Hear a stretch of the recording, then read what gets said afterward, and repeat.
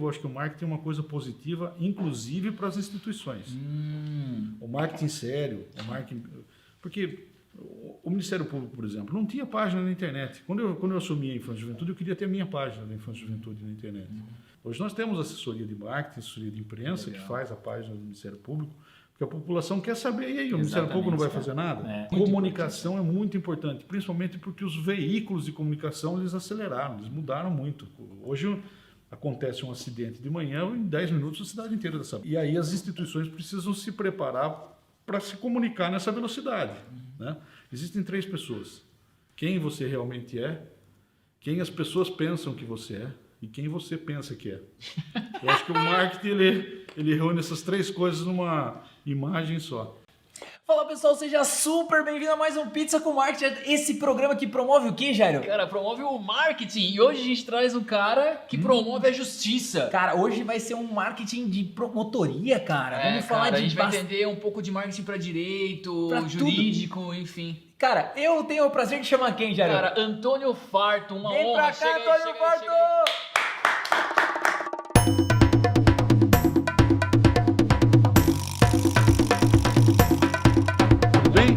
Devia ter trazido o meu blazer hoje, cara. Pô, olha a elegância. Garbo e elegância, cara. Elevou um nível assim, ó, muito alto. Já terminou o expediente, mas estamos aqui de farda ainda. Olha, eu vou confessar pra você que eu tive que falar pra ele assim, qual a cor do terno? Ele falou azul. Eu falei, beleza. Eu vim de azul também, entendeu? Antônio, primeira coisa, Toninho, né, meu? Vou chamar de Toninho aqui. Pode ser Toninho? Pode ser Toninho. Pode, Com claro. todo respeito, Toninho. Seja muito bem-vindo. Claro. Obrigado pela presença. Obrigado pelo convite. Muito contente de estar aqui. É uma honra poder falar sobre temas relevantes aí, marketing, direito, que é uma coisa que a galera acha que tem não umas restrições, exatamente, vocês vão entender cara. Tudo isso hoje. Não, e hoje vai ter assunto demais, até mesmo porque a história desse cara é incrível. Eu também, o produtor já deu uma pesquisada ali, falou. Tinha que ter 50 fichinhas aqui pra gente poder, né, saber a sua história, porque tem bastante coisa pra falar, né? São 30 anos de carreira, né, na promotoria. E é interessante que a Faculdade de Direito não traz esse componente, não traz esse curso de marketing. Né? Aí o sujeito se vê advogado, por exemplo, e ele tem que fazer a comunicação do escritório dele. Como que ele vai fazer? Pelas redes sociais? Quais são os limites? Né? Mesmo o cara que é promotor, que é juiz, uma hora ou outra ele vai ter que se comunicar com a comunidade, com as partes, com a imprensa, de modo geral, né? E aí é que entra essa questão da comunicação institucional, né? Como as instituições se comunicam, como as pessoas que representam instituições se comunicam. Então eu achei o tema assim super interessante da gente conversar. Nossa, já deu uma tremida aqui já. Eu já segurei que eu já tenho várias perguntas. Eu acho que hoje vai ser aula de direito e aula de oratória também, cara. Você fala muito bem, né? Que bom que eu não falo tão mal, né? Já é um começo de boa comunicação. Um raciocínio muito claro, é muito legal isso. Viu, cara. Toninho, pra gente começar, cara, você é um cara que, tem uma história incrível, filho de comerciante, mãe semi-analfabeta, e, cara, construiu uma história aí, passou em 5º lugar em direito, tem toda uma trajetória, cara, e é muito legal isso, sabe, porque... deixa você contar, né? Conta um pouquinho dessa história pra nós aí, cara. Bom, eu fui fazer estágio no Ministério Público em 86. 89, né? Quando eu tinha nascido. Eu tinha acabado de nascer e estava fazendo estágio. Aí eu tive uma briga com meu pai lá, no negócio do comércio que ele tinha. Ele falou, você tem que procurar seu caminho, né? Eu fazia faculdade de Direito, estava no 3º ano. Mas se eu tivesse uma dor de barriga no fórum, por exemplo, eu não sabia nem onde ficava o banheiro do fórum. Quem dirá entender como funcionava um cartório, os processos e tudo mais, né? Nesse ponto, os cursos de Direito ainda eram um pouco deficientes nessa questão da prática. Aí pedi para fazer estágio no Ministério Público, depois fui fazer estágio em São Paulo, no Tribunal de Alçada Criminal, fiz fazer especialização em Direito lá. E o fato é que eu estava numa sala em São Paulo onde tinha 30 pessoas. Na época ainda não havia lei de nepotismo. 28 eram filhos de desembargadores ou parentes desembargadores. Estávamos lá, eu e um outro sorocabano, Marcelo Carriel, que também não era filho de desembargador, veio a ser delegado seccional, mas ele namorava a filha do desembargador. Ou seja, era só você lá. Semi-nepotismo. O concurso era muito difícil, eu pensava, será que um dia eu vou passar nesse concurso? Né? As pessoas que estudavam lá, que trabalhavam lá, estudavam na USP, na PUC, no Mackenzie, né? E fui lá firme, estudando e tal e coisa. Moral da história. Fui aprovado em quinto lugar no meu concurso. No concurso, no concurso para promotor. Então, isso trouxe para mim uma satisfação muito grande pela lisura do concurso, sabe? Você acreditar que é uma instituição séria, Legal. você vindo do interior, sem nenhum parente na área jurídica, não tenho ninguém próximo de mim formado na área jurídica e fui aprovado no concurso. Sensacional. Tony, antes de você completar, acho que é um tema um gancho super legal pra galera que assiste. Qual dica você dá pra quem tá querendo fazer concurso de estudo? Porque, cara, o 5º lugar, meu, é louvável, né, cara? O que você fez? Teve algum... Olha, Estudou bastante. Fiz o básico. Os meus amigos de faculdade, eles podem comprovar o que eu vou falar. Nunca fui o melhor aluno da classe. Pelo contrário, sentava no fundão, participava das festas, né? Tá. Eu acho que a gente tem que viver esse momento de adolescência. Sim. Eu acredito muito que a inteligência é uma espécie de emoção. Né? Se você está bem emocionalmente, você é um sujeito mais capaz em termos intelectuais também. Então, escolher uma boa faculdade, identificar já logo no começo da faculdade se você gosta do curso, porque às vezes você fazer forçado uma coisa é a coisa mais horrível que existe, né? E aí, estudando já desde a faculdade, eu sempre recomendo que junto com a faculdade o aluno faça um estágio, que eu acho que é bem bacana, porque você começa a aprender a parte prática, né? Pondo a mão na massa, e depois tem que fazer um cursinho de especialização. Tá? Mas nesse período, sim, cara, estudando horas e horas por dia, quanto tempo você ficou num cursinho? É porque tem aquele estigma, né, Toninho? A galera, tipo, eu não tenho vida. Pra eu passar aqui, eu tenho que abdicar dali.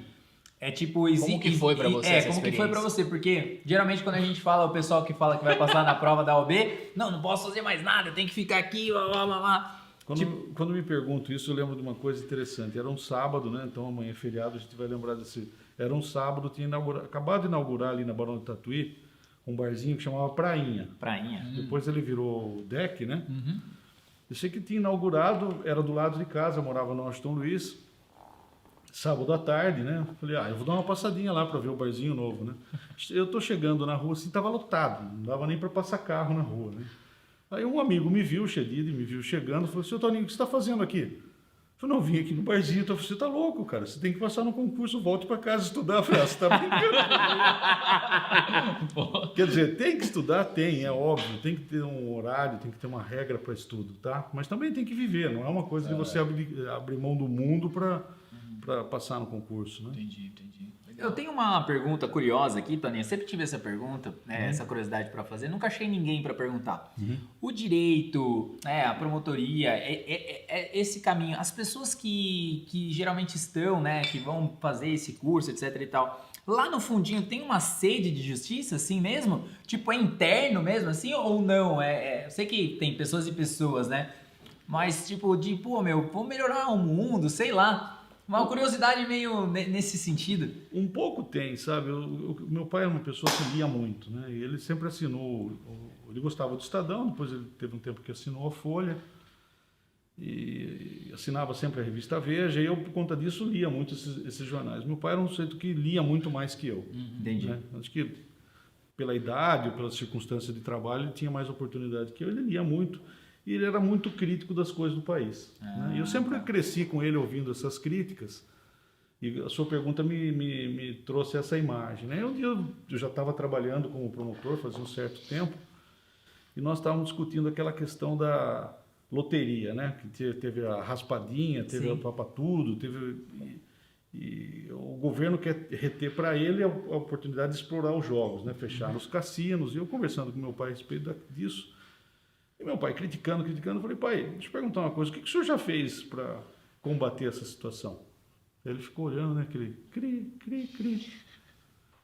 Assim, porque eu fiz isso e faço todo dia. Então, eu acho que eu tenho um ponto de vista diferente do seu, porque eu estou trabalhando com isso. Legal, então, isso responde a sua pergunta. Eu acho assim, existe sim uma sede de justiça nas pessoas que vão fazer direitos. Principalmente das mulheres, porque hoje mais de 50% das pessoas que passam no concurso são mulheres. Inclusive a última aprovada no concurso de Sorocaba, a Maiara, filha de um grande amigo meu, Maiara Lippel, né? Ela fez São Francisco, foi lá, passou no concurso para o Ministério Público. Muitas mulheres têm procurado essa área jurídica, seja na advocacia, seja na magistratura, seja na promotoria. Que legal, cara. E aí você passou em 5º lugar, né, no concurso, e aí começa a sua carreira na promotoria pública. Como é que foi isso? Começa em Campinas. Trabalhei em Piedade um mês, mas praticamente foi o susto inicial, aí já logo fui para Campinas e fui para a Promotoria da Infância e Juventude. Tá. Tinha um fórum separado lá para Infância e Juventude, e aí você sente o peso da caneta, porque você é que faz os requerimentos para internar um adolescente, para prender uma pessoa, para tirar o filho de um pai que está espancando, você que movimenta a justiça. O judiciário ele é inerte, ele é provocado pelo advogado, pelo defensor público, pelo promotor, ele fica lá inerte. E aí comecei a trabalhar, era tudo o que eu esperava, e mais um pouco, muito mais emocionante, muito mais perigoso. Morei 2 anos no quartel da Polícia Militar lá em Campinas. Sério? Uma porque o nosso salário no começo de carreira era bem apertado, e eu para ficar em hotel o mês todo lá em Campinas, eu gastaria todo o salário em hotel. E a outra questão de segurança, né? Então, morei 2 anos lá em Campinas, no quartel da Polícia Militar, depois fui para São Pedro, depois fui para Salto, aqui eles não gostam que falem Salto de Itu, mas aqui em Salto, né? Salto. Depois vim para Sorocaba, fiquei primeiro na Promotoria Criminal, depois fui para Infância e Juventude, aceitei um convite para ficar 3 anos no GAECO, que é um lugar também fantástico de se trabalhar no Ministério Público. Eu diria que as experiências lá foram assim, muito reveladoras dos sistemas criminosos do Brasil, seja de um lado o crime organizado, aquele crime mais violento e que envolve tráfico de entorpecentes, seja o crime sofisticado, que é o crime de colarinho branco, que envolve corrupção, envolve lavagem de dinheiro. E aí, por fim, achei que estava encerrando a carreira já, eu caí na reforma da Previdência do Dória, né, de 2020, eu aposentava em abril de 2020, mas caí na reforma da Previdência, vou ter que ficar mais um tempo. O Procurador-Geral me convidou para assumir um cargo no GAEMA, que é o Grupo Especializado em Meio Ambiente. Hoje eu atuo em 30 cidades aqui da nossa região, cuidando especificamente dessa questão do meio ambiente. Caramba. Então, posso dizer que, assim, numa resposta curta que eu tentei enxugar, uma carreira gratificante. Pô, Cara, cada tema que deve ter pingado na sua mesa, meu. Sim, muitos Né? dramas Não, humanos. eu acho que desde o começo, Jário, imagina, ele sai, ele vai, entra na promotoria e aí já começa questões emocionais, né? De você lidar, tem que mandar prender, tem que mandar soltar, pega do filho lá, né? Tipo, tira do pai, olha... Viu, Evelyn, com 24 anos. Então, é isso mesmo, cara. Eu fui casar com 38. Você pensa que várias vezes sentou na minha frente um pai de um adolescente que eu estava processando, escuta, o senhor tem filho? E eu não tenho. Porque, tipo assim, você não sabe o que é ter filho. Sim, cara. Né? Entendi. Então, é uma experiência de vida bem... Depois eu fui fazer psicologia num certo período, porque o que aconteceu? Um caso rumoroso, né? A mulher queria se separar do marido e eles tinham um filho, uma filha, né? Só que a filha, eles vieram do Nordeste, né? E a filha estava registrada só no nome do pai. Que é uma coisa rara. Você normalmente tem o nome só da mãe, não tem o nome do pai. Nesse caso tinha o nome do pai, mas não tinha o nome da mãe. E para ela levar a menina, eu falei, olha, só tem que ter documento, vamos acertar a certidão de nascimento dela, vou fazer um requerimento para o juiz, a gente inclui o nome da senhora, eu vou precisar ouvir seu marido, tal e tal. E ela saindo da promotoria falou, doutor, será que não vai acontecer nada? Porque o marido era violento, por isso que ela estava querendo se separar, né? E eu falei, olha, eu acho que não tem nada indicando que vai acontecer, eu vou chamar ele aqui, a gente vai fazer o procedimento. Ficou por aí, ela foi embora e nunca mais voltou. Eu estranhei aquilo, lá pelas tantas pedi para a polícia fazer uma investigação, a polícia foi na casa dela, achou que o marido estava com atitude suspeita e a menina estava lá. Eita. E aí ficou aquela discussão, será que ela voltou para o Nordeste sozinha, não voltou na promotoria? A astúcia dos policiais foi muito importante, eles pediram para entrar na casa, o sujeito deixou eles entrarem, eles viram uma horta nova, foram cutucar a horta, enfim, a mulher estava enterrada no fundo do quintal. Caraca, velho. Ela foi esganada, né? E ele foi o marido que matou a mulher, enterrou ela no fundo do quintal, e eu fiquei com um drama de consciência muito grande, eu era muito jovem, né? Se eu podia ter feito algo mais, ou ter feito um atendimento de uma forma tal que eu conseguisse evitar a morte dessa mulher. O fato é que, daí por conta disso, fui fazer psicologia, trabalhei nos 2 processos de júri que aconteceram para condenar o sujeito, né? Por incrível que pareça, no primeiro ele foi condenado, no segundo ele foi absolvido. Você vê que a nossa justiça, Não é possível, por mais que a gente faça, não é possível o isso. advogado trabalhou bem numa questão, ela foi esganada. Sim. Esganar é você matar a pessoa sufocando pelas mãos. Só que por um erro, o processo de trabalho, o perito escreveu que ela foi enforcada. Ah, E aí a tese da defesa era de que ela se enforcou sozinha lá e o sujeito só achou o corpo lá pendurado e resolveu enterrar para fugir do flagrante. Então, vingou essa tese, ele respondeu só pela ocultação de cadáver e não pelo homicídio. Você vê como são as coisas. Nossa. não, Essa conversa essa, aqui. não, já dá uma... Hoje temos a presença ilustre dos nossos amigos aqui. Prepara aí o relógio porque vai longe. Vai longe, cara. E nosso, cara, eu acho que é o maior seguidor nosso. Seguidor. Joãozinho tá aqui com a gente, cara. né? Joãozinho, obrigado, seja muito bem-vindo. E Vardão, obrigado por fazer a ponte aí também. Muito obrigado. Muito bom. legal. Maravilhoso. Pessoal tá aqui hoje. Cara, é assim, eu não consigo imaginar a sensação, de verdade mesmo, dos turbilhões que você passou. E, cara, eu queria que você falasse, por exemplo, dessa responsabilidade, né? Porque da responsabilidade em geral, no sentido, tipo assim, tem muita gente que tá buscando, querendo, tem todo tipo de pessoa que assiste a gente aqui, né? E assim, o quanto essa responsabilidade ela é importante pro amadurecimento, mas o que de repente, nesse momento para quem tá querendo promotoria, quem tá buscando isso, nessa juventude, o que você fala assim, cara, é legal você ir também por esse caminho. Dá uma dica aí, cara, porque você tem muita experiência aí. Sabe o que eu acho, Jair? Sabe o que eu acho, cara? Todo mundo tem capacidade de ajudar. Vamos pensar que começa um incêndio aqui. Beleza. Um vai tentar salvar o PP, o outro vai tentar puxar a cadeira, vamos tentar quebrar o vidro para sair daqui. A diferença do promotor de justiça, ou do juiz, ou do delegado, é que ele tem um pouco mais de experiência, como se fosse um bombeiro. Eu sou bombeiro, estou aqui dando entrevista, aconteceu um incêndio, eu vou ter mais traquejo para enfrentar aquela situação aguda, né? Mas eu acho assim, o anseio de justiça todo mundo tem. Uma das coisas que eu mais tenho vontade, depois de 30 anos de carreira, é que o Brasil migrasse para um sistema parecido com os Estados Unidos de júri. E não um juiz julgar se você é culpado ou inocente, jurados. Legal. Todos Que os legal, casos, cara, todos que os legal, casos. cara. A gente separa casos simples, o que for uma multa de trânsito, um estacionamento, você dirigiu embriagado até certo tanto, não cometeu nenhum acidente, você vai pagar uma multa lá, vai perder certo. a primariedade, mas não vai reunir um júri para discutir Sim. se você tinha motivo ou não, né? Se era house ou se era vinho. Né? Então, mas nos casos agudos, nos casos onde você vai decidir a vida de uma criança e fica com o pai e com a mãe, nos casos onde você vai decidir herança, nos casos onde você vai decidir a vida das pessoas, se fica preso, se não fica, e nos casos graves que afetam a sociedade, corrupção, tráfico de entorpecentes, você tem o sujeito julgado pelo júri. Que legal, cara. Com penas severas. Porque aí o que acontece? Todo mundo sabe que se cair lá, você corre o risco de tomar uma penada gigante. No sistema que nós fomos construindo, o que aconteceu? A gente sempre pensou a legislação para o cidadão de bem. E ela realmente protege o cidadão de bem. A Constituição de 88 protege o cidadão de bem. Toda a legislação protege o cidadão de bem. Mas ela não ajuda a sociedade a punir o criminoso. Nossa, cara. Né? E aí Cara, a gente fica numa... Você pegou essa? Você tá anotando essa aí, A gente tá fazendo o seu e-book. A gente tem o e-book do convidado no final. Que bacana. Cara. Olha, eu gosto muito dessa área de comunicação, acho que vocês estão... Aliás, achei lindo o estúdio aqui, o escritório de vocês, pode ter certeza que é mais bonito que o meu. Estão convidados para ir lá, eu acho que sempre é bacana você poder ir na promotoria super. sem intimação. A melhor forma. É a melhor forma.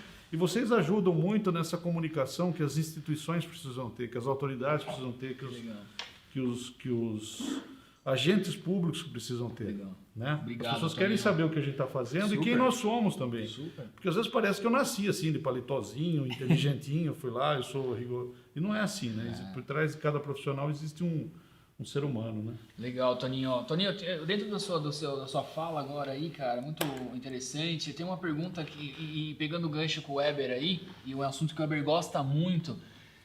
Quais ferramentas você usou e ao longo da sua carreira você desenvolveu para não fazer parte daquele núcleo, daquela situação, para que você chegasse na sua casa e conseguisse, cara, sei lá, tocar a sua vida de uma forma? Porque são temas que pingavam na sua mesa, né? Pingam até hoje, enfim. E esse foi só uma gotinha dos temas, né? Imagina exato, a quantidade que tem. Quantas coisas você tem, né, de experiência. Mas assim, como que você se blinda disso? Eu acho que são camadas, tá, Jairo? A primeira camada é você ter um conteúdo técnico bastante robusto. Tá. Ao longo da minha carreira, na infância e juventude, por exemplo, eu ganhei mais de 92% de todos os processos que eu fiz. E isso com recurso de advogados, de defensoria pública para o Tribunal de Justiça de São Paulo e também para o STJ, para o Supremo, enfim. Isso eu dedico a um conhecimento técnico. Você tem que ter um domínio técnico da matéria para ter segurança do que você faz. Essa é a primeira coisa. A segunda coisa, você precisa conhecer o processo. Se eu errei, eu acho que eu posso ter errado algumas vezes na carreira, é porque algo do processo me escapou. Algum detalhe que eu não percebi, que eu não... Qual é a história que eu contei dessa senhora, né? Algo escapou e ali pode ser que eu tenha errado. Sim. Então tem que ter um conhecimento muito seguro do processo. O volume de trabalho acaba tornando a gente um pouco insensível. Entendi. É tipo um médico, assim, na verdade. Você está muito de frente com a violência. Nós temos um índice de violência bem alto no país, né? Você vê o número de homicídios aqui no país, você vê o número de assaltos à mão armada, os crimes graves aqui, os estupros, a violência doméstica, violência contra a mulher, tem um índice de violência grande.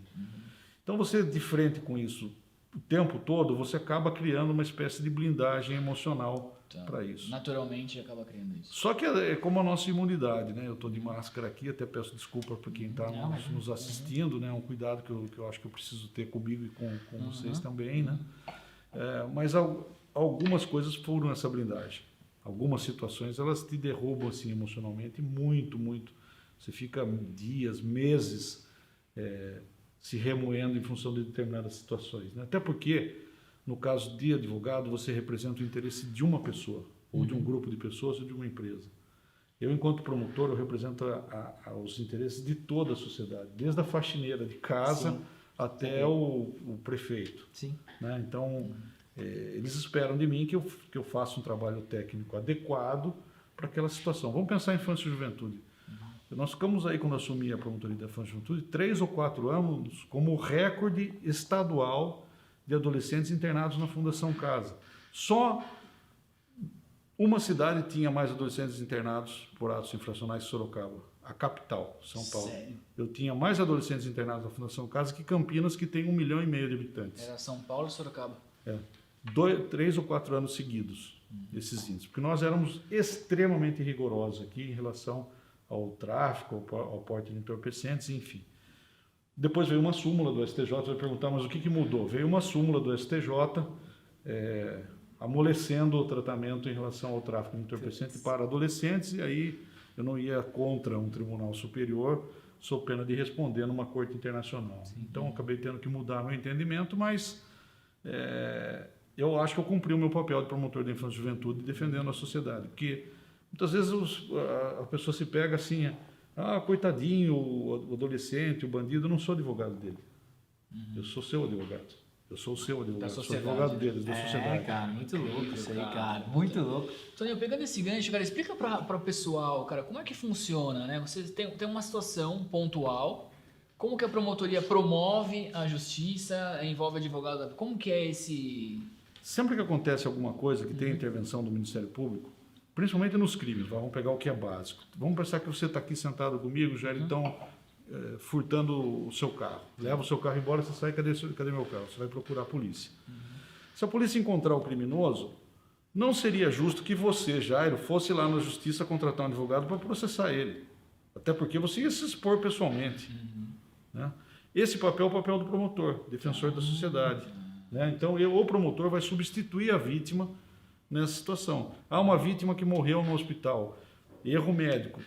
Houve erro médico? Não houve erro médico? Vamos investigar. Se o médico for processado, quem processará é o promotor. A vítima pode até pedir indenização num processo civil por advogado, mas a parte criminal, 99,9% da parte criminal do Brasil é feita por promotores. E promotores estaduais. Nós tivemos uma intervenção assim, bastante importante na história do país, na Operação Lava Jato, pelo Ministério Público Federal, mas o Ministério Público Federal não tem 1% do que tem das ações do Ministério Público Estadual em todos os estados do Brasil. Cara, aqui eu tô, cara, com 50 milhões de perguntas aqui, é muito, muito, muito interessante tudo isso que você está falando, mas eu queria puxar dentro de toda essa trajetória, assim, você falou também do GAECO, né, que você participou lá, e eu acho que você pode explicar um pouquinho, pensar, tem muito nego, o nosso produtor, o que é o GAECO? O nosso produtor ali, ele não sabe, entendeu? Então, contar pra essa galera um pouquinho o que é o GAECO e, cara, algumas histórias que você passou lá também, porque eu acho que tem muito conteúdo rico aí. Você sabe que é uma coisa que eu detesto, brinco muito com meus estagiários, né? Eu falo assim, eu detesto sigla. Porque daí tudo vira sigla. MPSP, CP é Código Penal. É tudo CC coisa Código dos Civil, gringos isso aí. começa É tudo coisa dos gringos. GAECO, Mas tem no marketing GAEMA, também. quem que vai entender isso? Não, no marketing No tem marketing- sigla pra caramba. no marketing tem sigla pra Esse tudo, é outro cara. capítulo. Para ser bem objetivo, assim, o crime se especializou no Brasil. Né? O crime se especializou. Tem no duas Brasil. grandes empresas aí cometendo crime no Brasil. Uma mais sofisticada, que são os crimes ligados ao capitalismo, crime de colarinho branco, lavagem de dinheiro, sonegação fiscal, empresas que estão envolvidas com corrupção, né? E esses crimes são praticados por organizações criminosas sofisticadas, que envolvem pessoas muitas vezes milionárias, de colarinho branco e tal. E você também teve uma especialização no crime mais comum, no crime de varejo, lá no, o sujeito que basicamente está envolvido com o tráfico de entorpecentes e acaba fazendo lavagem de dinheiro desse tráfico de entorpecentes e acaba também praticando crimes de violência para se manter no tráfico, seja homicídio, seja outros crimes graves. Então você tem essas duas grandes especializações, vamos chamar assim. A gente pode... A promotoria tem que se especializar também. Sim.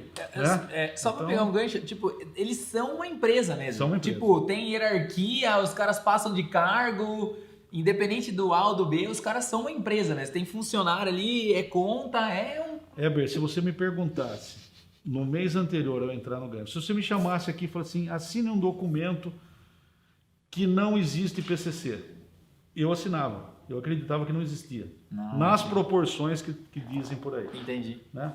A hora que eu entrei no GAECO, comecei a ter acesso às informações mais sigilosas, aí que eu entendi o tamanho da empresa.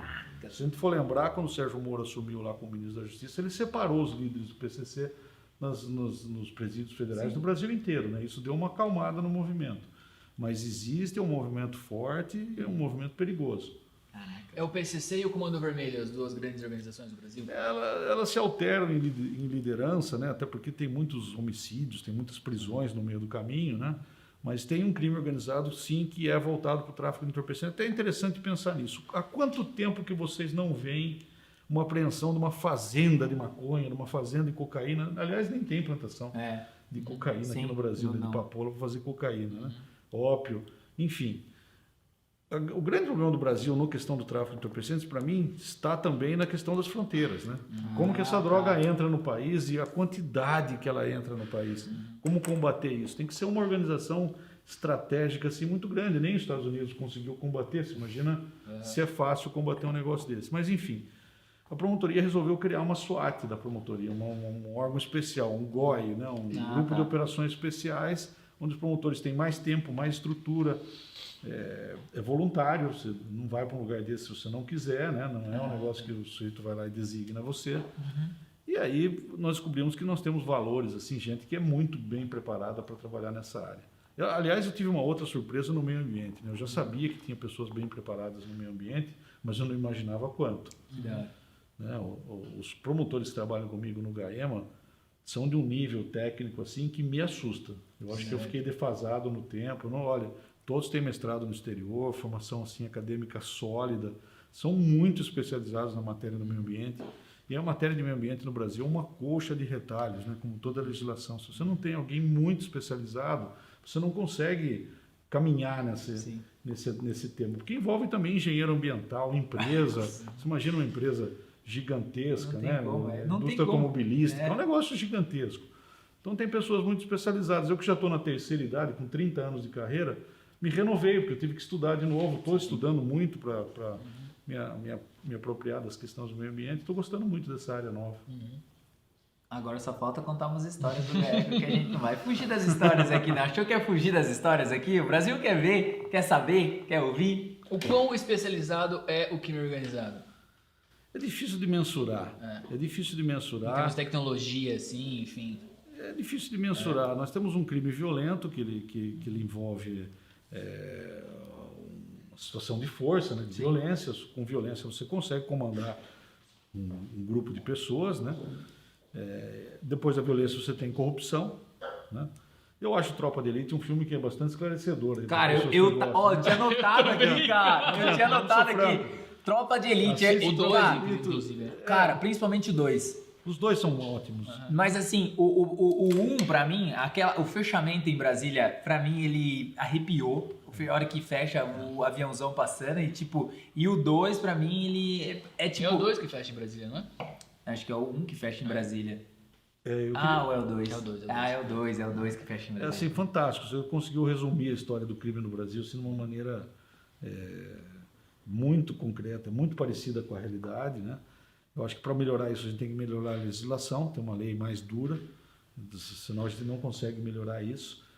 E assim, tem muitas histórias, né? Eu acho que Tem uma do padre boa que você contou pra mim. pô, tem a do padre. Mas a do padre acho que era infância e juventude que você tava, ou já tava no HE. Não, eu estava na promotoria criminal, cara. Criminal. Ele E tem aí- 50 vezes, ele não dá pra saber qual promotoria ele tava aqui. Essa foi assim, daquelas que você fica pensando, né? Bem, Cara, nossa, essa do padre. se eu errar aqui, o que aconteceu? Veio uma denúncia de que o padre ele praticava atos libidinosos com crianças, né? Crianças e adolescentes. E essa denúncia já vinha sendo colhida em vários lugares, né? Eu chamei a delegada do caso para conversar, eu lembro bem quem era. E ela me falou que ela estava convicta de que poderia ser verdade aquelas notícias que estavam chegando e que a gente precisava de um mandado de busca e apreensão, né? Tá. Aí fui lá, fiz o requerimento, juntei todos os depoimentos que a gente já tinha e vamos lá para cumprir a ordem judicial. Quando eu cheguei no lugar, tinha uma multidão me esperando na porta e eu não sabia que a casa paroquial ficava dentro do terreno da igreja. Uma filha de um amigo do meu pai veio nas lágrimas, falou: doutor Farto, você vai cometer um sacrilégio, esse padre é um santo, o senhor está fazendo um absurdo. E ali parado em pé com aquela multidão ali, eu pensei, agora se eu tiver errado, Deus não vai me perdoar, né? Entramos com a ordem judicial, né? E chegou lá, tinha realmente uma sauna dentro do quarto do padre, que os adolescentes relatavam, e como isso era verdade, me pareceu que deu um suporte muito grande para a versão dos adolescentes. O padre não estava presente, senão eu teria pedido a prisão dele imediatamente, né? Mas o fato é que a delegada, olhando alguns papéis que tinham lá no armário, achou um diário. Nesse diário o padre confessava que mexia com os adolescentes, ele acabou sendo preso, ele foi condenado, eu acredito que está preso ainda, né? Mas foi um caso que mexeu muito com as emoções, porque se a gente erra num caso desse, a repercussão negativa é extremamente grande, né? Não, eu acho Muita que coisa em jogo, muita né? coisa em jogo, cara. Muita Coisa em jogo. E aí, eu acho que também eu não sei se isso acontece ou não, né? Mas a sociedade também tem uma pressão muito forte, principalmente nesse caso, né? Não sei se teve outros casos onde eu não sei até que ponto a sociedade consegue fazer uma pressão, mas nesse caso é aquele lance, né? Tô aqui agora, meu, se não achar nada, o que eu faço? É por isso que eu digo que seria interessante que fosse em júri. Porque aí você pode se voluntariar para o júri, sempre você teria julgamento feitos por pessoas da sociedade. Saquei. Acertou, errou, fomos nós, sociedade, que julgamos. decide. Né? Mas você acha que no Brasil não haveria uma compra de júri? Não, acho difícil, viu? É. Porque vamos pensar, são muitos casos. Né? Se você for ver uma corte americana, os jurados ficam lá dias e dias, horas e horas. É um trabalho bem intenso. Temos que separar crimes mais simples. O que vai para o júri e o que não vai. Né? Senão você não consegue ter estrutura judiciária para manter todo esse funcionamento. Né? Mas nos crimes mais graves, aqueles que mexem com a sociedade, eu acho que deveria haver a possibilidade de ser acionado o júri e aí nós vamos julgar esse caso no júri. Aliás, outro dia fiz júri. Fazia anos que eu não fazia. Né? O colega ficou doente, o promotor ficou doente, estava no começo do Covid e eu fui lá fazer o plenário. Assim, é muito vivo. Se vocês não assistiram, se as pessoas estão em casa e não assistiram, eu recomendo. É aberto ao público, você pode frequentar, maiores de 18 anos de preferência, né? E é interessante você ver como as coisas acontecem. Vai ver a acusação do promotor, vai ver a defesa do advogado, vai ver o juiz aplicar a sentença, vai ouvir testemunha, se passar uma tarde lá, vai ver o júri inteiro, exatamente como acontece nos filmes. É muito legal, assim, cara, eu tenho várias perguntas também, Eber, e, por favor, tem um pouquinho de Fique à paciência da vontade. gente, que a gente é Fique à zero, vontade. 100% leigo nesse tema. Eu e acho é até muito melhor. legal. Eu Tem acho uma- até melhor, porque a pergunta vem mais pura, né? Mais de acordo com o que a pessoa que está assistindo. Né? Total, cara. Então é uma oportunidade muito legal de a gente aprender um pouco. Eu queria muito ser estudante de Direito na época do Sérgio Moro, no Lava Jato ali, porque, cara, eu que não entendo não assisti nada, mas eu assisti várias delações, a do Palocci eu assisti inteira, horas e horas. Meu, aula de direito. Mas essa não é uma pergunta, é só um comentário. Perguntas longas. Perguntas longas, tem que anotar aqui. Mas eu vou fazer um resumo. Cara, uma vez eu estava nos Estados Unidos, num Réveillon, e tinha um amigo meu que ele é brasileiro, mas estava nos Estados Unidos há muito tempo, e ele estava discutindo com a namorada dele. A gente estava na praia, tal, Réveillon, e eles começaram a brigar, ele começou a gritar com ela e pegou no braço dela. Nisso, cara, veio um policial, prendeu ele na hora, foi pro julgamento, ele ficou 5 dias, pagou fiança, mas muito rápido, express. Essa pergunta, eu queria, você falou da diferença dos Estados Unidos, e eu via muito outdoor de advogados lá, então até para dar uma navegada no marketing. Nos Estados Unidos tem o outdoor do advogado ali e tal, coisa que no Brasil não se aplica de forma nenhuma. Queria saber a sua opinião sobre esse sei lá, direito express dos Estados Unidos, pode falar assim, de uma forma leviana, e o marketing lá que é muito forte pro advogado, e no Brasil ainda não é isso. São milhares de perguntas dentro do nosso... O que importa é você falar. Tranquilo. É até legal que você contou do seu Réveillon, eu vou contar do meu, Por que favor. eu tive lá, né? É assim, então nós estávamos lá em 2014 com os meus filhos, eu e minha esposa, e aí ela como que vai ser o Réveillon, como não vai ser? Ela descobriu que no hotel ia ter uma festa de Réveillon, no hotel que nós estávamos hospedados. Então, em vez de sair para tentar jantar fora alguma coisa, falou, vamos passar o Réveillon aqui, então é melhor, tá ótimo. Nos arrumamos, tudo, subimos pro Réveillon, você é brasileiro, fui lá, camisa branca, de bermuda, né? Eu cheguei lá, o jeito que estava na minha mesa estava de smoking. Meu... Pesadíssimo. Era um hotel assim, razoável, não era um 5 estrelas, mas era um bom hotel. E aí mostra o seguinte, Jairo, a diferença é cultural. Em primeiro lugar, existe uma cultura por trás do direito, e essa cultura, em alguns casos, da justiça inglesa, da justiça americana, eles são muito rigorosos. Essa questão do contato físico, essa questão da permissão, se você deu permissão, se você não deu, é muito importante. O direito anglo-saxão ele tem menos código, mas mais jurisprudência. Exatamente. E o Brasil é o contrário, tem muito código, menos jurisprudência, né? Isso me lembra uma outra história. Velho fica contando O Jairo história. estudou, você percebeu que Percebi, ele tava aguardando. O percebi. produtor ali agora falou assim, cara, da onde ele tirou essa pergunta aqui agora? Foi funda. Não, Foi funda. percebeu ou não? A burocracia do direito português. A burocracia do direito português. Chega uma moça na minha promotoria em São Pedro, e ela queria saber se ela podia pedir pensão para o pai da criança que estava morando em Portugal. Tá. Eu falei, nossa, uma questão interessante, né? Como que nós vamos fazer uma carta rogatória para fazer a cobrança da pensão, se tem direito, se não tem? E ela tinha medo que ele viesse buscar a criança e de alguma forma levasse a criança embora. Isso nós estamos falando da década de 90, ainda não havia uma legislação mais específica a respeito de menores viajarem desacompanhados para o exterior, né? Aí eu falei, pô, questão interessante. E a criança está registrada no nome dele? Tá. A criança tem passaporte? Porque a criança nasceu em Portugal. Ela era filha de uma brasileira com um português, mas ela nasceu em Portugal. E eu não lembro se ela foi registrada como portuguesa ou não, ela poderia ter sido registrada como brasileira lá na embaixada, mas o fato é que o passaporte da menininha recém-nascida era português. E aí vinha o começo da minha resposta para a sua pergunta. Tinha a fotinho do nenê, tinha o polegarzinho do nenê e no lugar da assinatura estava escrito assim, não sabe assinar. Ou seja, o português ele tem horror ao óbvio, né? Sim. Então, quando ele vai fazer uma legislação, e eu não estou fazendo piada de português, meu avô é português, o português ele quer fazer uma legislação tão detalhada, tão intensa, que acaba criando um emaranhado de leis, esse juspositivismo, né? O direito positivo levado às últimas consequências. Nós temos lei no Brasil para dizer o que é ovo.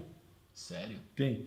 E depois tem uma outra lei que complementa dizendo que determinados tipos de expressão se referem ao ovo de galinha e não a outros ovos, né? Quer dizer, então, essa questão do direito escrito, do direito positivo, de você ter muita lei para resolver o negócio, acreditar que a lei vai resolver uma situação, não vai. Tá. É um conjunto. Também não dá para a gente abrir mão de toda essa história que vem sendo construída desde as ordenações filipinas, lá quando o Brasil foi colônia de Portugal até hoje, para mudar para um direito consuetudinário, né, de costumes como é o direito inglês, o direito anglo-saxão, americano, enfim.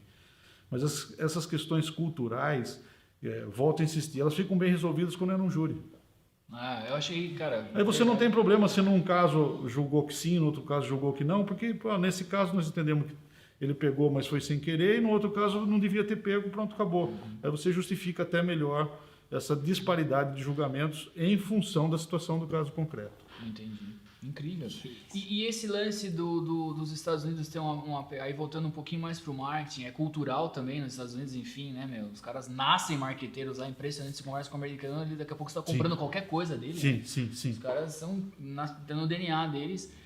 Você acha que vai haver uma evolução no Brasil? Porque há muitas restrições no Brasil, né, pro advogado poder se promover em termos de marketing, né? Como que você vê isso? Eu vejo com bastante preocupação, acho que a ajuda de vocês é importante para tentar entender isso pelo seguinte. Lá fazem um marketing da segurança. Que a segurança é grande, que o sistema judiciário funciona, ele é duro e ele é competente. E aqui nós fazemos um marketing inverso, né? Que existe uma situação de insegurança, que o judiciário não funciona e que a impunidade é gigante. Então você acaba tendo um componente de marketing que pode ser até maior do que a situação de fato. Né? Então, essa questão da comunicação, ela deveria ser mais... eu não acho que promotores e juízes deveriam ser vetados de discutir casos. E por que eu digo isso? Um dos principais pilares do processo é ele ser transparente, ele ser público, qualquer processo que seja, ele ser público. Porque imagina um processo onde os promotores, juízes, advogados entram numa salinha, saem com o resultado e falam assim, olha querido, você foi condenado. E ninguém tem acesso a esse processo para saber por que nós chegamos a essa conclusão, o que aconteceu. Então tem alguns pilares básicos que são assim, esse é da transparência. O segundo, que você deve ter estudado, é aquele Dual Process of Law, ou seja, o duplo grau de jurisdição. Todo mundo tem que ter direito a um recurso. Eu concordo com isso integralmente, eu acho que é uma regra fundamental do direito, mas eu disse um recurso. Não exato. 54. É infinitos recursos, né? Infinitos recursos. Não dá. Suprema Corte, na minha ótica, tem que julgar questões de interesse nacional, não interesse individual. Super. Né? E aí você tem uma Suprema Corte que vai decidir, incide correção monetária na previdência social de todos os brasileiros, todo mundo que vai aposentar, incide ou não incide? Isso é um tema da Suprema Corte. Tema da Suprema Corte. Fato, decidiu, vale para o Brasil inteiro. Né? Mas o nosso sistema é bastante complexo, ele foi aprimorado em 88, se pegar a Constituição de 67 para de 88, nós tivemos avanços gigantescos. Eu acho que ela já está cansando. Está na hora de uma nova constituinte? Eu acho. Eu acho. Acho que seria interessante, inclusive, agora nós temos outros meios de comunicação, né? Quem acompanhou a Constituinte? Exatamente. Em Sorocaba nós tivemos uma pessoa, Teodoro Mendes, só. Ninguém acompanhava, nós que fazíamos direito, raramente tínhamos acesso ao que estava sendo discutido, ao que estava sendo votado. Depois de votada, eu estudei muito a Constituição, porque eu fazia cursinho em 88, então peguei o ano inteiro da aprovação, mas eu passei no concurso em 90. Então, 88, 89, 90, o tema principal era a Constituição, que ela trouxe. Estava quente. Né? Sabe decor. O jovem de hoje, com as redes sociais, ele conseguiria interferir muito mais nas discussões, nas consultas públicas. A pressão, né? Hoje, todo político, ele depende das redes sociais, ele tem que se comunicar com o seu eleitorado durante o mandato. Antes não, você elegia o sujeito, bom, tchau, daqui 4 anos a gente se vê. Hoje tem que ter ali reconhecimento. Hoje tem que ter. Você tocou num tema também, Heber, só... Não, que isso? O Jair tá roubando hoje aqui, Brasil. Hoje temos... Tem que aproveitar, né, Bardo? Tem que aproveitar. Joãozito. Joãozito tá fazendo uns TikTok ali. Eu acho que não vai fazer direito, depois desse caso. Ele falou, acho que é muito chato. É melhor acho que eu não vou fazer direito, não. Antônio, é o seguinte, essa questão da modernização, né, cara, das tecnologias, das redes sociais e tal, eu não sei se é já ou não, mas como eu assisti as delações premiadas lá, enfim, achei muito legal, deu vontade de fazer direito de verdade, cara, quando você via lá, pô, o depoimento do Lula, do Palocci eu vi inteiro, porque tinha alguns temas que eu queria saber, como que era a política no backstage, as campanhas políticas, enfim, até um Palocci fala uma hora lá que o Moro pergunta pra ele assim, em que cidade que você tava na campanha tal, ele falou assim... Eu passava em 5 estados em um dia na campanha. Imagina se está em 5 estados em um dia. Então, é muito legal, quem puder ver, está no YouTube. É aberto hoje, porque a tecnologia permite isso. Permite. Né? Eu vou te falar de uma... Sabe uma coisa que eu estou assistindo, que eu estou achando muito legal, vou recomendar para quem gosta de direito e tal, assistir, para quem gosta de democracia, para quem gosta de história, A Vida do Robert Kennedy. E eu, por exemplo, não sabia, eu não tinha isso, ou se eu aprendi, eu esqueci. O Bob Kennedy é o pai do John? Não. Nós temos o JFK, John Fitzgerald Kennedy, que foi eleito presidente dos Estados Unidos. Deram um tiro nele. O Bob é o filho? Irmão. Irmão, tá. Ajudou extremamente na campanha. Era senador pelo estado de Nova York. Tá. E acabou sendo assassinado quando concorria às primárias para a eleição a presidente dos Estados Unidos. Então mataram 2 Kennedy, 2 irmãos. E o que eu achei bacana, no primeiro caso, Lee Oswald não chegou a ser julgado, porque o assassino que teria sido responsável pelo assassinato do presidente foi assassinado também. O segundo não, ele ficou preso e foi a julgamento. Né? E nos Estados Unidos existe uma tradição de poder desenhar. Vai um desenhista lá e desenha fotografias do júri. Como no Roda Viva tem o Caruso lá que faz aquelas charges, né? Então eu vi os desenhos do julgamento. Mas a sua pergunta é extremamente interessante. Não seria muito mais interessante para o direito se todas as audiências fossem públicas, todos os julgamentos fossem públicos, estivessem nas nuvens, na rede social? Super possível, né? Eu acho que sim, tirando alguns casos onde vai haver invasão de privacidade da vítima. A vítima foi estuprada, não gostaria que detalhes do crime fossem revelados em público. Eu acho que ela tem todo o direito de pedir isso está na nossa legislação. Alguns casos mais delicados, de briga familiar, enfim. Mas eu acho que a publicidade do processo é uma coisa importante e as redes sociais elas vão avançar cada vez mais. Uma vez conversando com o Alexandre Guzmão, da Globo, eu perguntei se ia vir o 4K para o Brasil, porque eu gosto muito de tecnologia, de áudio, de vídeo e tal. E no Japão já tinha 4K e, pô, será que o 4K vem para o Brasil? Ele falou assim, eu tenho certeza que vem. Como ele era diretor da Globo, eu falei, pô, você tem alguma informação privilegiada? Ele falou, não é isso, Toninho. O ser humano ele não aceita uma tecnologia ultrapassada.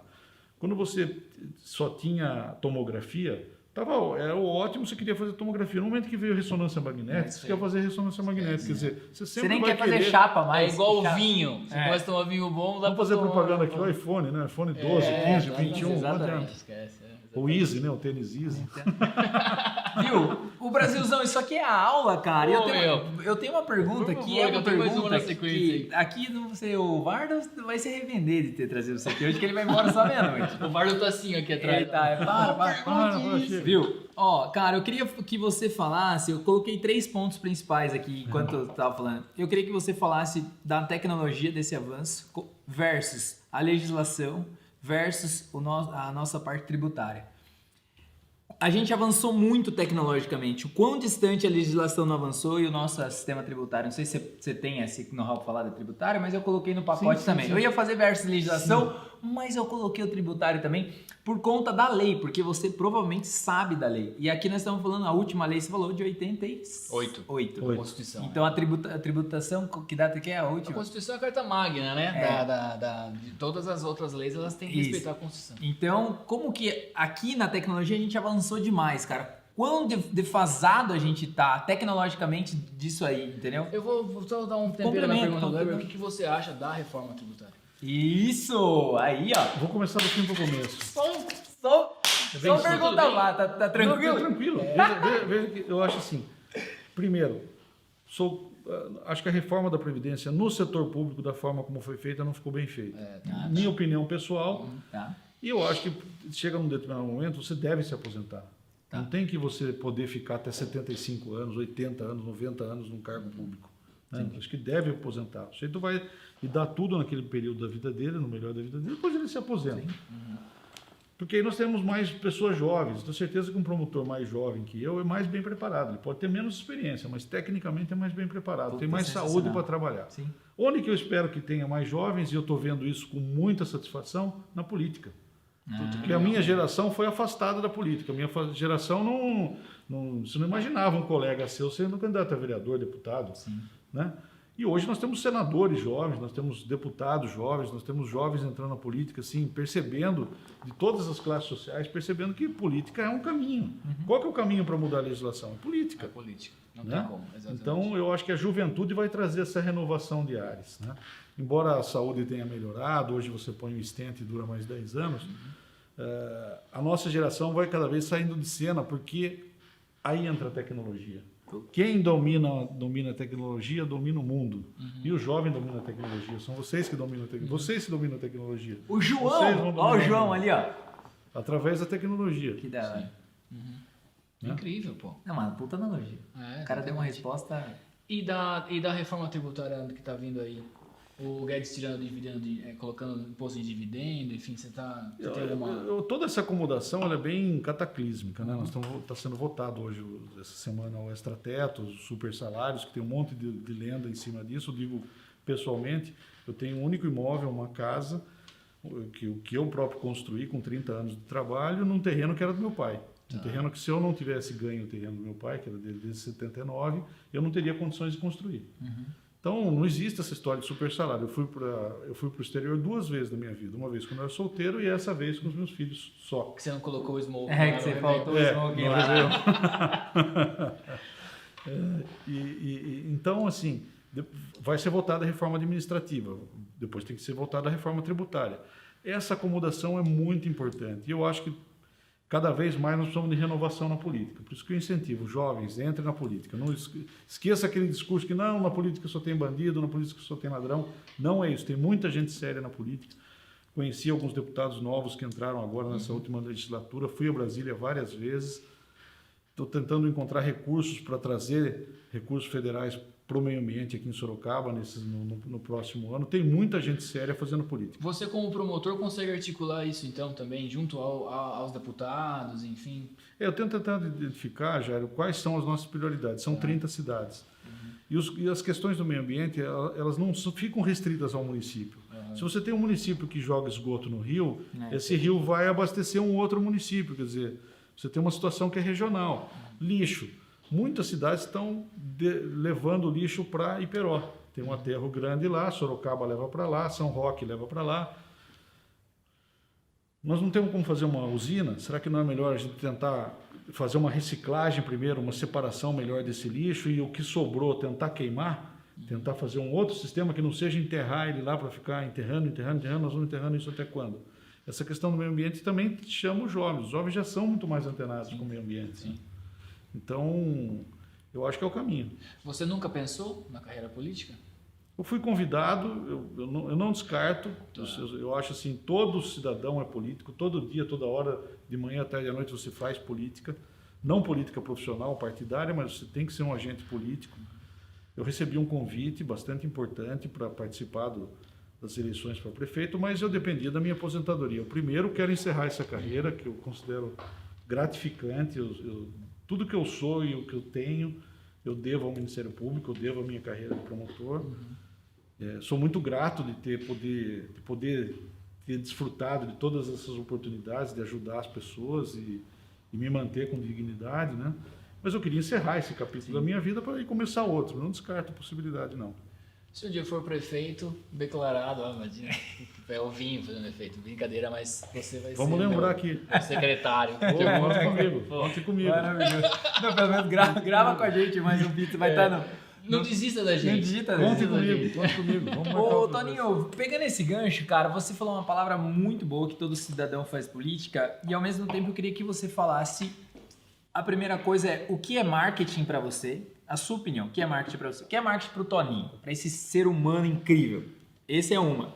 E a segunda é o quanto o marketing na promotoria, o marketing pessoal, daí levando o marketing pessoal na promotoria, de você saber, de você entender teoricamente o jogo ali, como que é, até para você fazer as relações, porque isso, né? Queria que você desse a sua visão. Quer complementar? Quer complementar? Por favor, tá muito, eu gosto desse tema.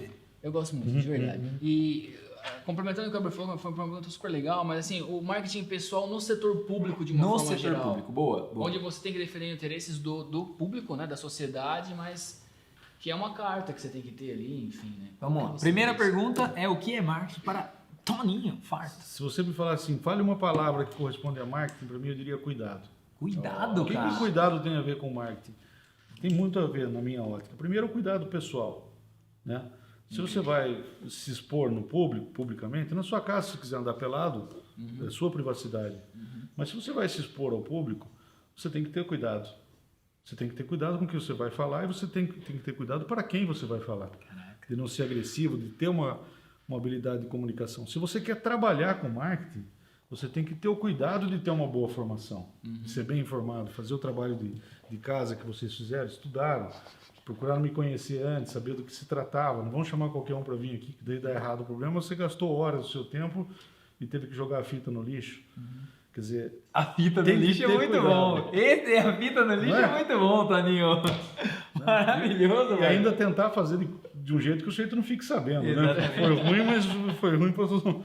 E essa é uma questão. Outra questão é assim, existe um componente que vem vindo de se negativar as coisas, né? Então, quando fala marketing, o sujeito é marqueteiro, já atribui uma relação negativa, pejorativo, a uma coisa que não tem nada de pejorativo. Eu acho que o marketing é uma coisa positiva, inclusive para as instituições. O marketing sério, o marketing... Porque o Ministério Público, por exemplo, não tinha página na internet. Quando eu assumi a Infância e Juventude, eu queria ter a minha página da Infância e Juventude na internet.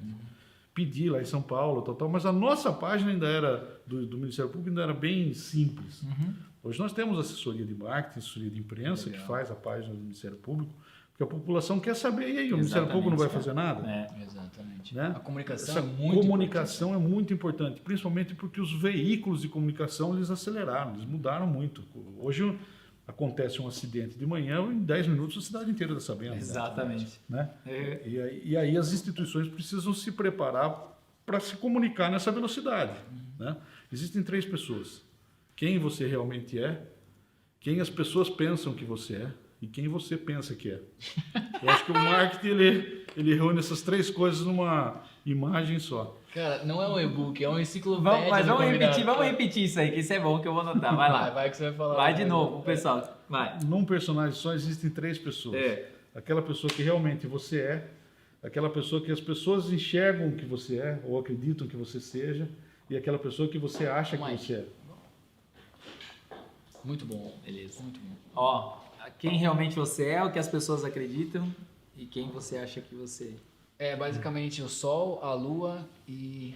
Enfim.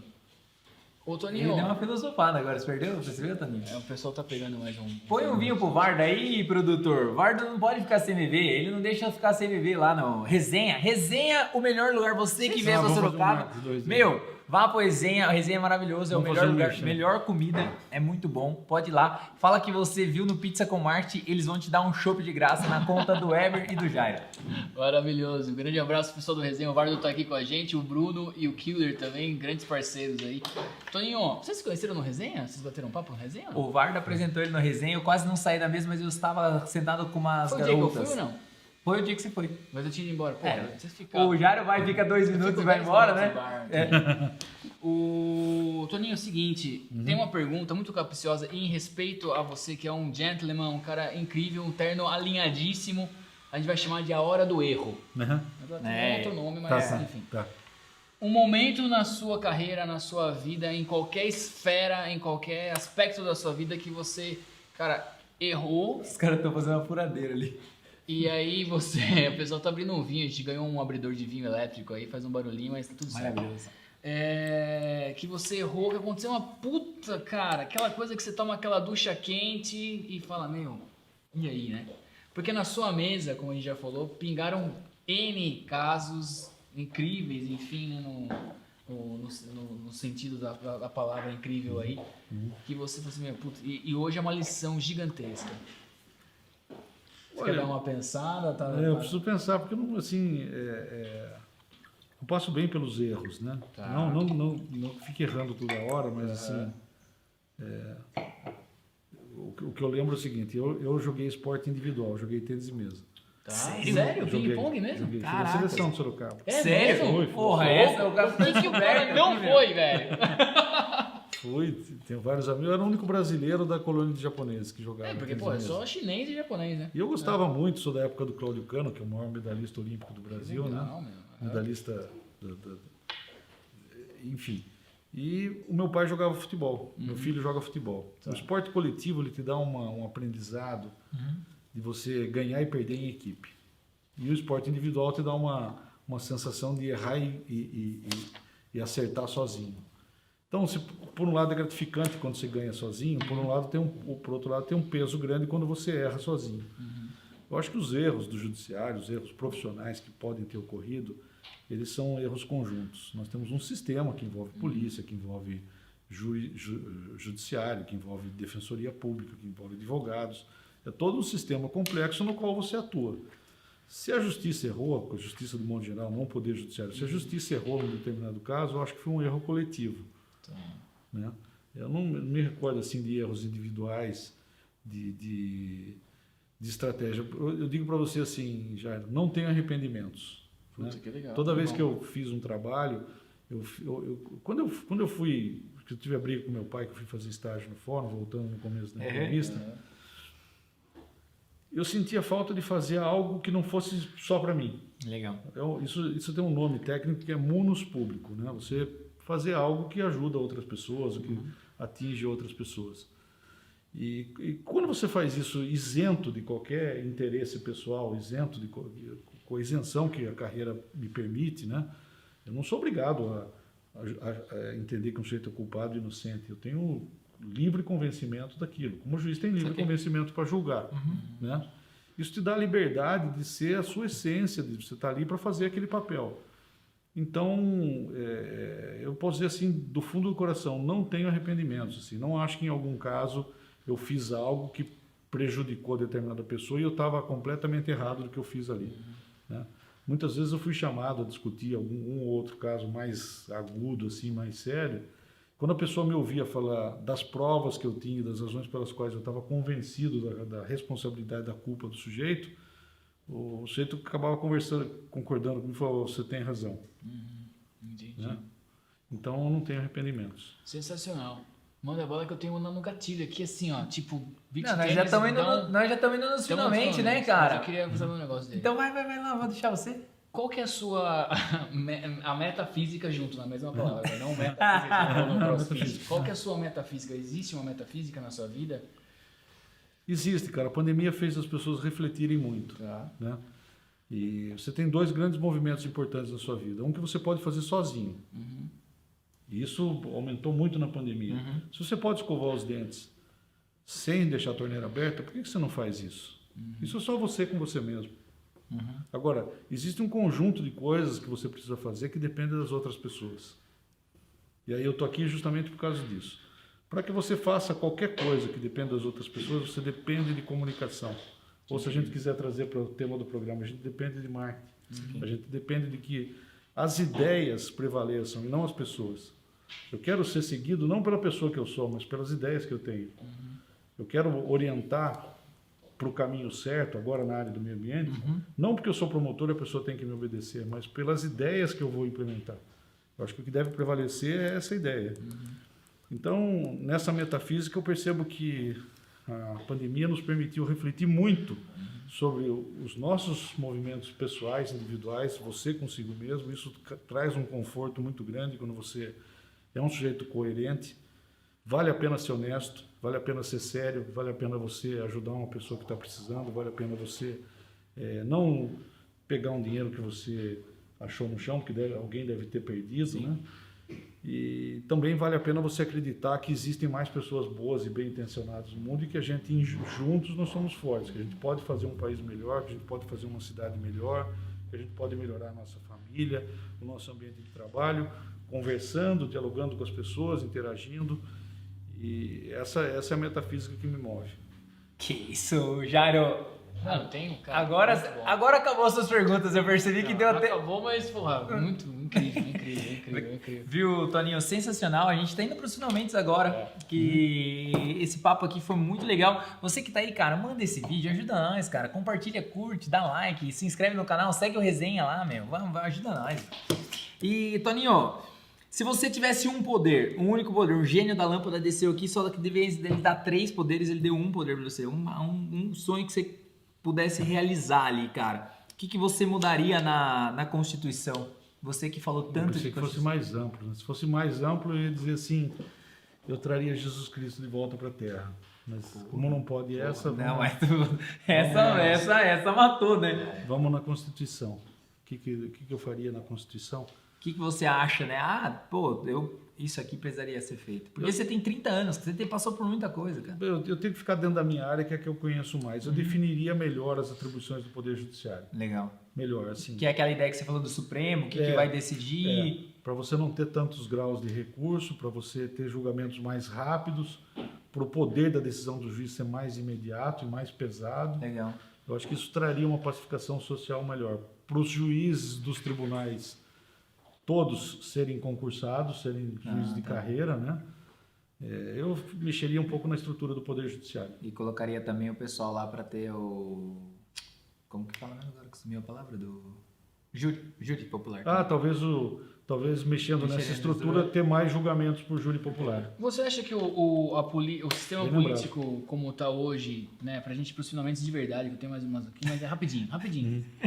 O sistema político como está hoje, o voto regional, ele funcionaria melhor para melhorar a democracia? Por exemplo, assim, a gente tem uma atuação, meu braço alcança no meu bairro aqui. Eu consigo falar que a luz do poste queimou, que tem um buraco na rua, que tem uma casa ali que está com problema, tal. Então assim, mas nesse bairro o prefeito é o Weber. Então eu voto no cara do bairro, que ele vai poder votar, enfim, nesse voto Regional. Isso, é uma coisa mais regional. Você acha que isso ampliaria a democracia ou não? Eu acho que sim, o voto distrital. Né? Eu acho que ele poderia sim contribuir para a democracia. E uma questão que eu acho que nós deveríamos discutir, e isso é bem profundo, caberia uma discussão gigante, quem sabe com as redes sociais, com as pessoas que estão... essa discussão vem dos mais jovens, porque não virá dos mais velhos. Não, jamais. É reeleição. A reeleição tem que acabar. Não sei. Você acha Mas que tem... teríamos que discutir isso. Acho que tem que discutir. Se acabar ou não é uma questão, não tem opinião formada, mas porque o cara passa 4 anos pensando na reeleição.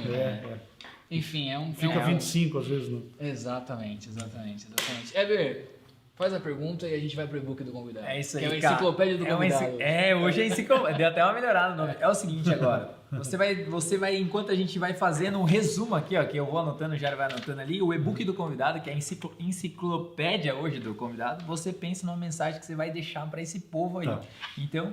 a gente gosta de falar dessa mensagem, Toninho, só pra te explicar. Porque assim, cara, a gente não sabe, nem o Weber, nem eu, nem o Mike, nem o Varda, nem o Joãozinho, a gente não sabe o que os nossos nem você, o que os nossos tataravôs fizeram. Exatamente. Lá na Europa, sei lá de onde, quais são as nossas origens. Mas assim, as futuras gerações vão saber. Sim. Porque tá tudo registrado. Tem um registro histórico, sim. Então, cara, imagina a responsabilidade desse momento. Sim. E daqui...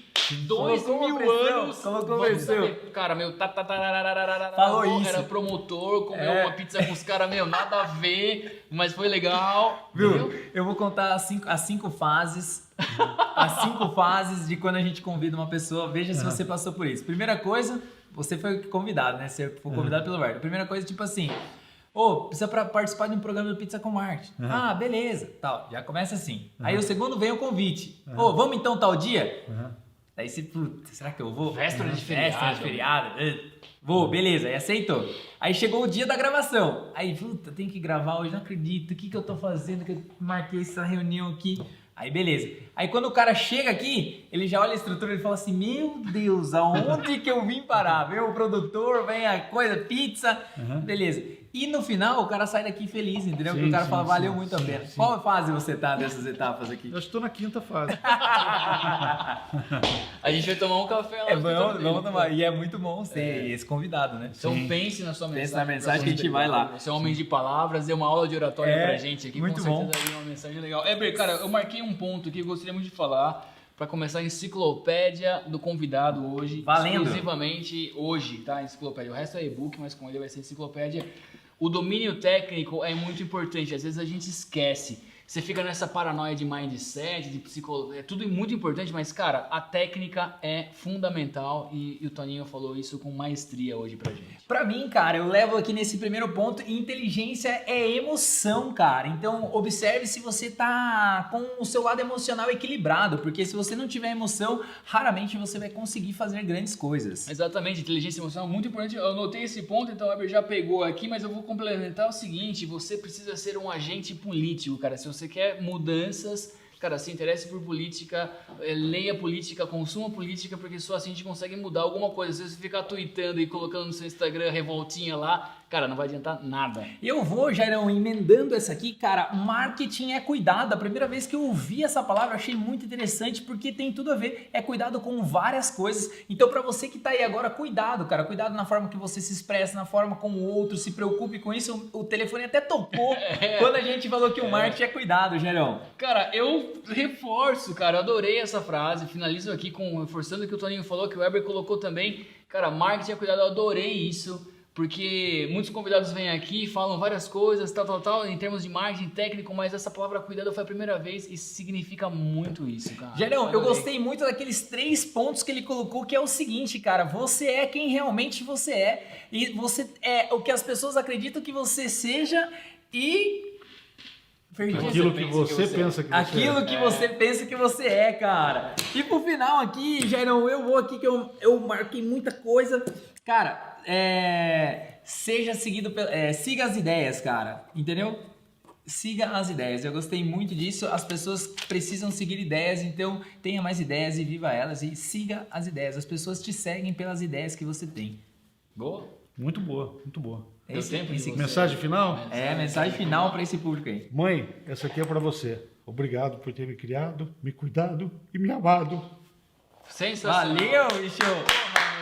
Sensacional. Porra, maravilhoso, cara. Muito bom. Obrigado, viu? Muito bom. Meu você, siga a gente nas redes sociais, Weber Gabriel, Vila Sancha, Mike Magalhães, resenha, vamos pra cima, valeu! Valeu, até o próximo. Tchau, tchau.